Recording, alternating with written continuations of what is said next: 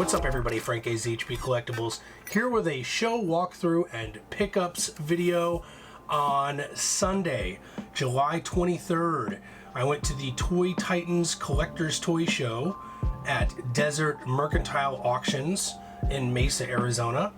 It was a Sunday, went with the girlfriend, and picked some stuff up for both of us. In fact, they did have more than just toys there, which was kind of cool. And I'm used to doing card show walkthroughs, and I've also been to a million comic book conventions in my day. But it's been a while since I went to a toy show, so it was a little something different for a change. I will show the walkthrough of the venue in just a moment here. I am gonna have to mute the audio and put some background music on, just because they were playing copyrighted music at the show. So obviously I don't want to get a copyright strike for that. So unfortunately you can't see and hear the sights and the sounds of the show. But yeah, I'll go ahead and show that. And then when we come back, I will cover background and I'll cover my pickups. But before we get into that, I do want to mention I just released a 200th video on this channel that does have some giveaways as well. So go check out the 200th video, which is how I make these videos, and hopefully you get some entertainment value out of that, maybe learn something, participate in some of the giveaways there, and win some free stuff. So but yeah, without further ado, let's go ahead and get started to the show walkthrough, and I'll see you soon. Alright, so typically I do not do commentary over the walkthrough videos of these types of events. But obviously, given the fact that there was copyrighted music playing and I'm adding a little background music here, I might as well do a little bit of commentary. My initial expectation was low because I set it low on purpose. Because I'd never been to this event. I'd never been to Mercantile Auctions or whatever the location is. Obviously here you can see some Pokemon cards. I'm pretty sure this was one of the only dealers that had Pokemon cards, at least graded and raw. I did see a couple other dealers that had some Pokemon stuff complete in box or unopened, I should say.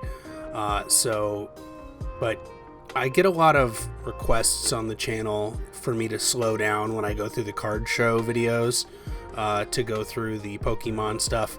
So even though I don't really know what I'm looking at, I try to take my time. Now, this entire walkthrough at this particular toy show, I was rushing a little bit. So if I brush by some things kind of quickly, like some of the pops or the Pokemon or whatever, I was trying to, make it quick. I was trying to be a little quicker. The girlfriend and I were hungry. We had already walked around and looked around for a little bit. There she is. And yeah, we had already picked up stuff. So we already, we were kind of ready to go. And so, yeah, so I was trying to be a little quick. So bear with me if I'm a little quick on something you're interested in. Also, I don't really know a whole lot about Hot Wheels either, so I kind of brushed by those a little bit, but not the biggest fan of Pops. Many of my roommates are. My girlfriend and my other two roommates are all fans of Pops. One roommate in particular, but I did my best to kind of get as many of them as I could here. A bunch of these were autographed, which was kind of cool, by, I believe, American Dragon Ball by American Dragon Ball Z voice actors. So Chris Sabat was one of them. So as you can see, lots of pops from this particular dealer.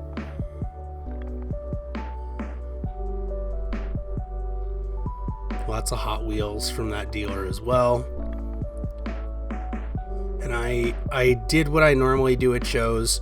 I did the outside first, and then I went back around and did the inside. Here was the largest comic book dealer of the show. I didn't really look through very many of these for stuff for myself. I just went to the Punisher section, and that was pretty much it. Did have some really nice stuff. It graded though, CGC graded. The McFarlane cover with Hulk and Wolverine, the Invincible, Giant Size X-Men. There was some good stuff. I'll pick up some CGC stuff every once in a while. First Venom suit was up there. ASM, I think it's, 300? I don't know. A bunch of Japanese figures here.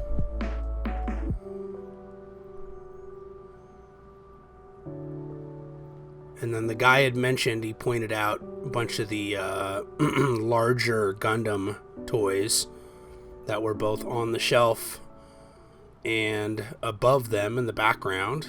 He pointed those out. I think they're cool. I've never put one together. I am somewhat of a fan of some of the Gundam series. I've seen a bunch of them in my day.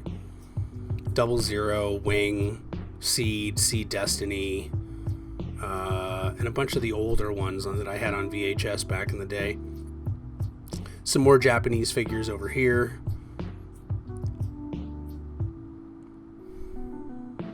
I don't really know what I'm looking at on a lot of the newer anime stuff. I'm not really the biggest fan of the newer stuff like My Hero Academia, and I don't really care for One Piece and things like that. So the popular ones, Bleach. These were the 2 Formula 1 toys that I did not buy because I already had them. Other than that, those were the only Formula 1 related items in the entire place. I'm not much into racing other than Formula 1. Don't really care for drag racing. Definitely don't care for NASCAR. And so Hot Wheels aren't for me. And those licensed ones aren't for me. This seems to be mostly Star Wars over here. Also not for me. I know it's blasphemy to many people, including my household. But I'm not the biggest Star Wars guy, which is funny because my girlfriend's a huge Star Wars nerd. Most geeks are, to be fair. I'm a little different from the norm. Don't hold it against me. Don't be mad at me. Some more Hot Wheels, lots of Star Wars.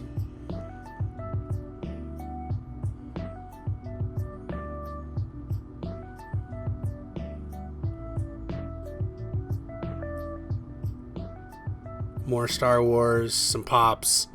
There was one thing that this dealer had that I liked. I think I panned to it here in a little bit. There's some more Pops, some Barbies in the background. But I really liked this Wolverine and motorcycle down here. I thought that was pretty cool. I'm not a big toy collector anymore, though. I have a decent amount. I used to have, 40 bins of toys. I used to go be a toy show dealer when I was, 14, 15 years old. I'd bring 20 bins of toys to a monthly or bi-monthly toy show. I can't even remember what it was called anymore. And go be a dealer, when I was 16 years old. But I got rid of most of them. I still have a pretty good size collection of a couple things, but as you can see here, a bunch more Star Wars, a bunch more Pops, some other things, some wrestling, some Teenage Mutant Ninja Turtles. I was really interested in a lot of these McFarlanes. They had Deion Sanders in a Ravens, Deion Sanders in a Falcons, but they were just really overpriced. I'm not paying, $40, $50, $60 for a McFarlane. They had Brett Favre in Packers. They had Brady. Those are all ones that I don't have in my collection that I wouldn't mind getting. Bunch of WWE figures here as well.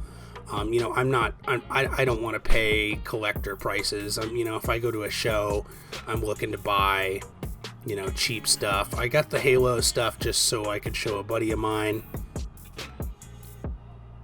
Some more comics. Lots more Pops. I thought the Mortal Kombat toys were kind of cool, but I'm not a huge Mortal Kombat guy. I do got a good Street Fighter collection of unopened toys.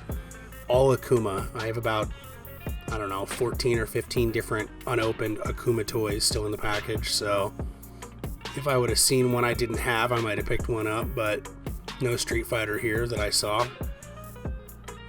Another dealer. Lots of pops.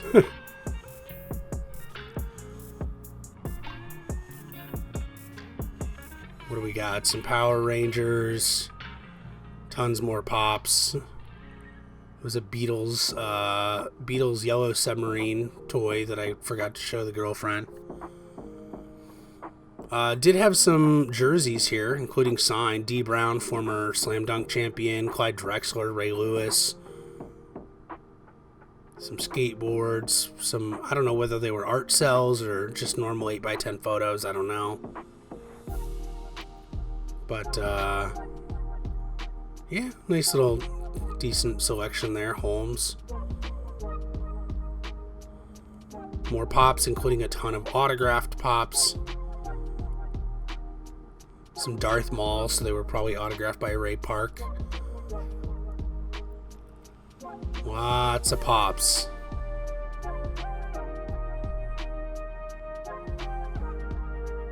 Had to give the Pokemon packs a look over here for those viewers who like Pokemon. And then some more Star Wars. This guy had 3D printed dragons. I thought it was neat. Definitely not for me. And then I think now I started to hit the inside. So I hit the outside dealers. So now hitting all the inside dealers here. My girl said the bags were kind of cute. The little backpacks. Lots more pops.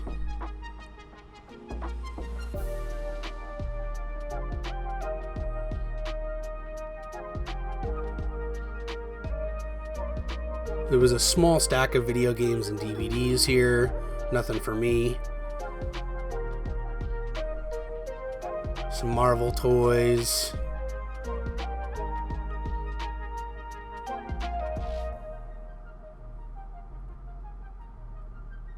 Some random stuff there. Sonic, Iron Maiden, and Pops. Lots more cars. Lots more die-cast. Lots of die-cast. I wish they had more Formula 1 across the board, but... Some tech decks. Those are something you don't see every day. Not anymore.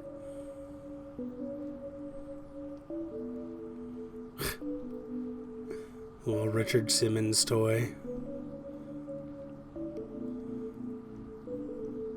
Yeah, I don't know what I'm looking at here. A bunch of die-cast.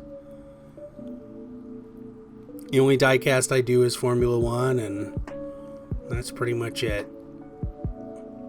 All sizes, too. Large and small. The Macho Man truck. That was kind of funny. And then more stuff over here. Some random shoes. Lots more die-cast.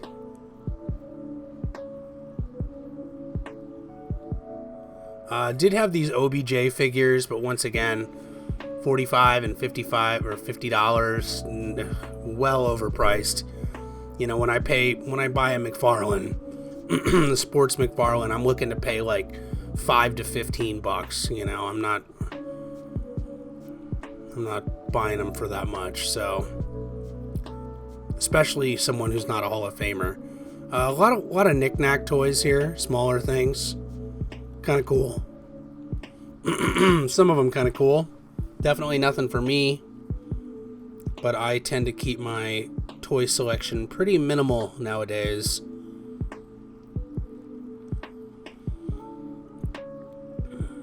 Lots more pops. My goodness.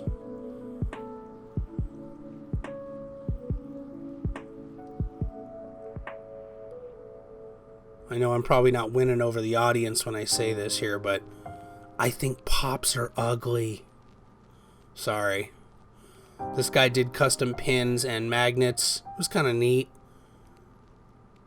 I'm not in any demand for pins or magnets right now, but, you know, a bunch of pop culture stuff. A little bit of everything. Anime, comics, video games, sports.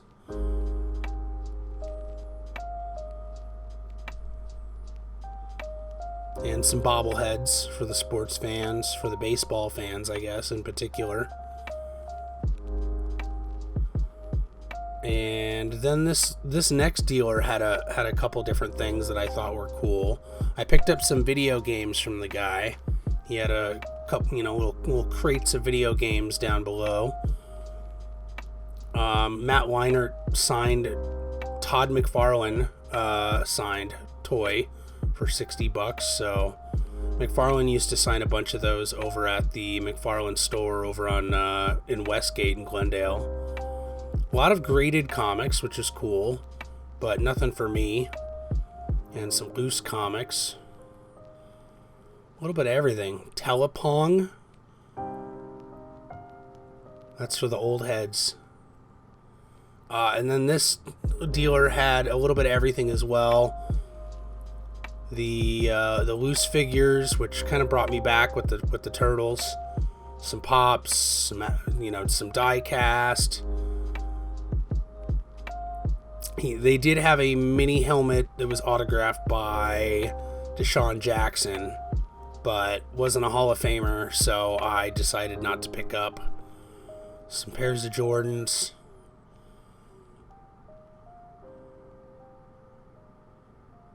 Plenty more pops. A cereal that had Pokemon cards in them.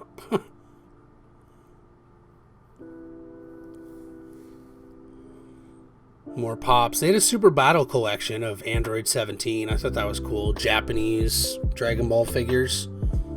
I got a bunch of those of Vegeta. Speaking of Vegeta, maybe I should have bought that little Vegeta plush right there, but whatever. $10, it could have been mine. MK Scorpion was kind of cool. Bunch of loose stuff, nothing for me. He-Man in there.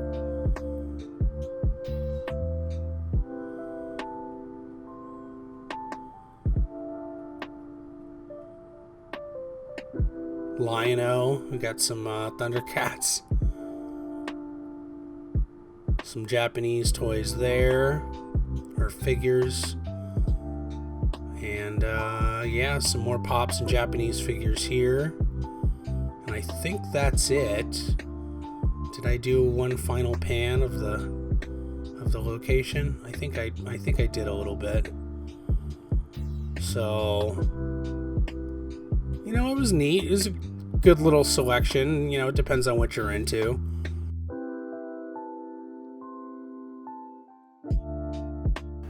All right, welcome back. Jumping into background right away so we can get started on the pickups. I put some of my toys up here. I have a 1994. This is the third Punisher toy in that Marvel Superheroes line. I think the first one was like 91, second one was 92, and the third one was 94. I can't remember offhand, but this is the one with the trench coat. Then I have a little sports here. I got Formula One. Got a, what is that, Sergio Perez?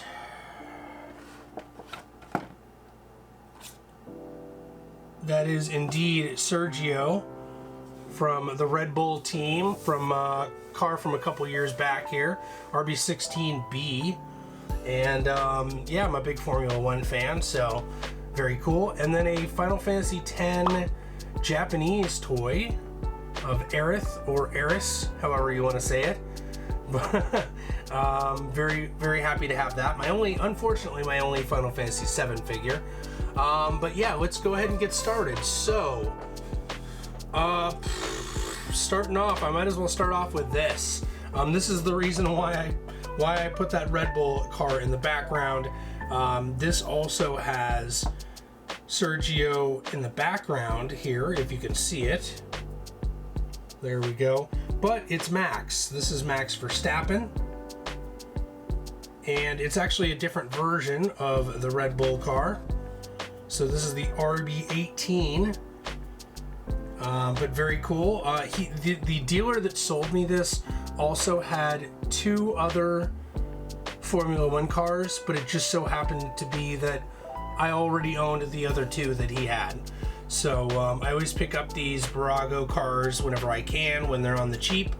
And this was on the cheap, as most things at shows that I will buy. So that's pretty cool.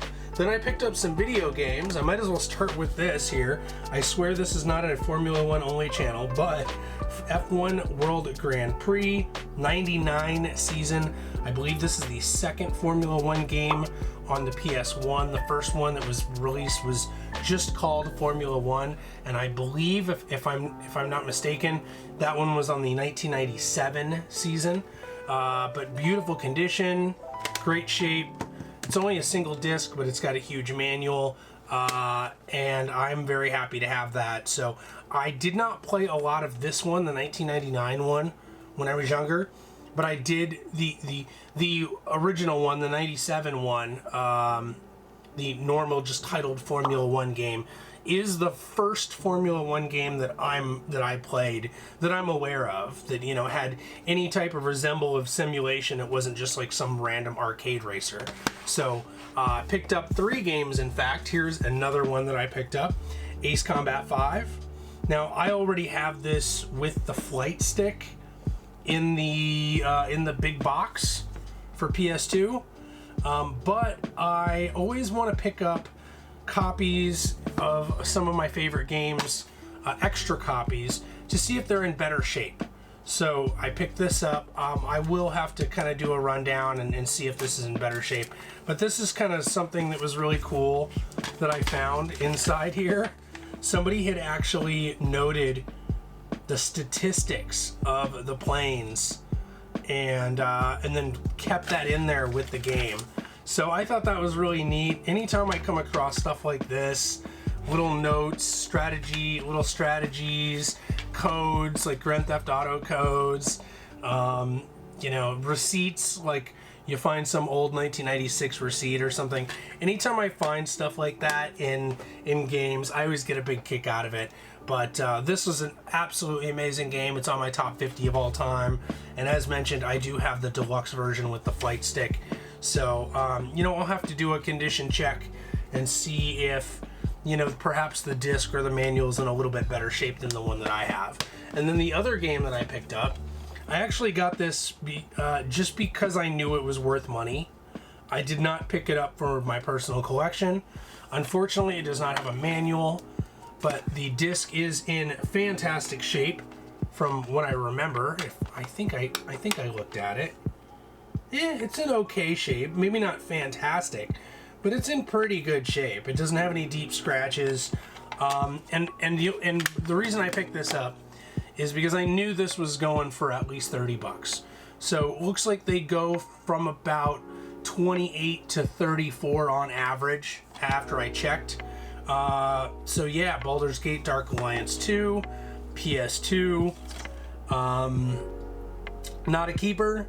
I don't know what I'm going to do with it yet. I used to like do the whole buy, sell, trade, you know, video games things way back in the day.